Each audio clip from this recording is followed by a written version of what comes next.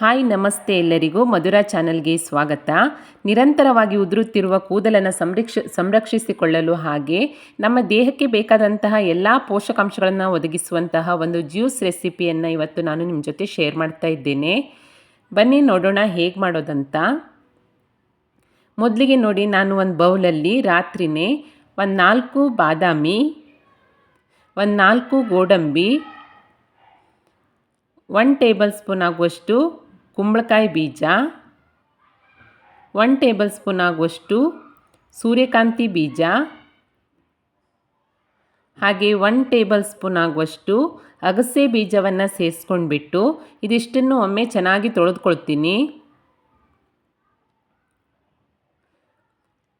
ತೊಳೆದಾದ ನಂತರ ಇದಕ್ಕೆ 1 table spoon ಆಗುವಷ್ಟು ಎಳ್ಳು, 1 ಟೇಬಲ್ ಸ್ಪೂನ್ ಆಗುವಷ್ಟು ಚಿಯಾ ಸೀಡ್ಸ್ ಅಥವಾ ತಂಪಿನ ಬೀಜ, ಹಾಗೆ ಒಂದು 3 ಖರ್ಜೂರವನ್ನು ಸೇರಿಸ್ಕೊಳ್ತಾ ಇದ್ದೇನೆ. ನಿಮಗೆ ಸ್ವೀಟ್ ಜಾಸ್ತಿ ಬೇಕಿದ್ದರೆ 4 ರಿಂದ 5 ಖರ್ಜೂರವನ್ನು ಸೇರಿಸ್ಕೊಳ್ಳಿ. ಹಾಗೆ ನಿಮ್ಮ ಹತ್ರ ವಾಲ್ನಟ್ ಇದ್ದರೂ ಕೂಡ ಒಂದು 2 ಪೀಸ್ ಸೇರಿಸ್ಕೊಳ್ಳಿ, ತುಂಬ ಚೆನ್ನಾಗಿರುತ್ತೆ. ನಂತರ ಇದಿಷ್ಟು ಪೂರ್ತಿಯಾಗಿ ಮುಳುಗುವಷ್ಟು ನೀರನ್ನು ಸೇರಿಸ್ಬಿಟ್ಟು ಪ್ಲೇಟನ್ನು ಮುಚ್ಚಿ ರಾತ್ರಿ ಫುಲ್ ನೆನೆಲಿಕ್ಕೆ ಬಿಡ್ತಾ ಇದ್ದೇನೆ. ನೋಡಿ, ಬೆಳಿಗ್ಗೆ ಏಳುವಾಗ ಇದು ಪೂರ್ತಿಯಾಗಿ ಎಲ್ಲವೂ ಚೆನ್ನಾಗಿ ನೆಂದಿರುತ್ತೆ. ನಂತರ ಇದೆಲ್ಲವನ್ನು ನಾನು ಒಂದು ಮಿಕ್ಸಿ ಪಾತ್ರೆಗೆ ಸೇರಿಸ್ಕೊಳ್ತೀನಿ.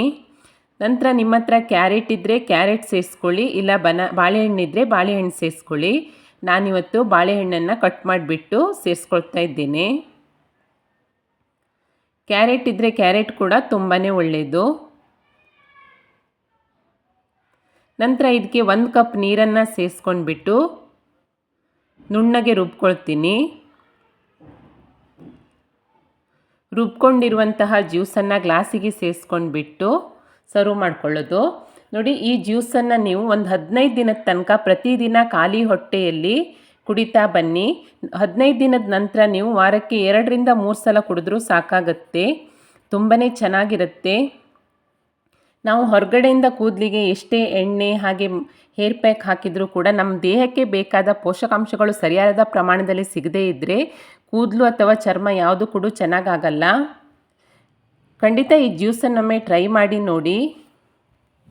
ಈ ಜ್ಯೂಸನ್ನು ಕುಡಿಯೋದ್ರಿಂದ ಕೂದಲು ಉದುರುವುದು ಕಡಿಮೆಯಾಗುವುದಲ್ಲದೆ ನಮ್ಮ ದೇಹಕ್ಕೆ ಬೇಕಾದಂತಹ ಎಲ್ಲ ಪೋಷಕಾಂಶಗಳು ಸಿಗುತ್ತೆ. ಇದರಿಂದಾಗಿ ಚರ್ಮ ಮತ್ತು ಕೂದಲು ಕೂಡ ತುಂಬಾ ಚೆನ್ನಾಗಾಗತ್ತೆ. ಖಂಡಿತ ಟ್ರೈ ಮಾಡಿ. ರೆಸಿಪಿ ಇಷ್ಟ ಆದಲ್ಲಿ ಲೈಕ್ ಮಾಡಿ, ಶೇರ್ ಮಾಡಿ, ಹಾಗೆ ಕಮೆಂಟ್ ಮಾಡಿ. ಹೊಸದಾಗಿ ನಮ್ಮ ಚಾನಲ್ ನೋಡ್ತಾ ಇದ್ದರೆ ಸಬ್ಸ್ಕ್ರೈಬ್ ಮಾಡಿಕೊಳ್ಳಿ.